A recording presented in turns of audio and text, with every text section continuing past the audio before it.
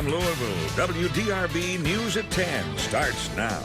Good evening and thanks for joining us, everyone. I'm David Scott. And I'm Elizabeth Woolsey. Drivers should prepare for long-term changes that just started 1 hour ago. All as a result of the Bridges Project. WDRB's Bennett Haberly reveals interstate ramp and lane closures could create headaches for everyone. Bennett. David and Elizabeth, there's still a lot of activity behind me. Highway Department crews have put out orange barrels in the left lane of the eastbound lanes to I-64, signaling for drivers what's ahead of them. The fact that the I-64 to I-65 southbound ramp is now closed. It will remain that way for 3 years. It's going to affect drivers, and EMS workers tell me tonight it's also going to affect transport times for patients. Demolition of the former Waffle House in Jeffersonville is an early sign a new downtown bridge is on its way. But soon drivers could find themselves scattered, smothered, and covered in congestion.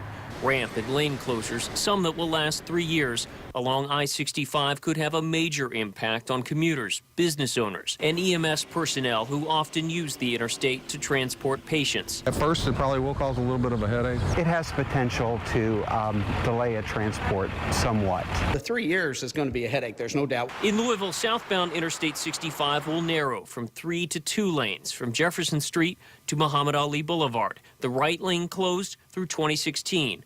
Also closed for 3 years, the ramp from I-64 east to I-65 south, so crews can widen the interstate. Inspectors on the Kennedy Bridge this week and next will lead to lane closures on that as well. It's going to add a little bit of time, enough to be concerned. I guess we'll see. Louisville Metro EMS responds to between 250 and 300 runs a day. Rural Metro Ambulance, another 60 runs. If the ambulances don't have interstate access, they'd have to, say, take 9th Street and then Chestnut, which would cause them to go through a number of intersections. All told, they would have to go through at least 11 intersections before they would reach the downtown medical complex, and that could cost valuable minutes. Minutes mean lives, and So emergency personnel say they're working closely with dispatchers to avoid the gridlock. It's going to be difficult at first, but that's kind of what we do in emergency services. We deal with those things. And they say they're going to be working closely with MetroSafe dispatchers to avoid that problem. Project managers are urging drivers to adjust their drive times, and perhaps that means even waking up an hour earlier during tomorrow morning's commute. Reporting live off the Belvedere tonight, Bennett Haberly, WDRB News.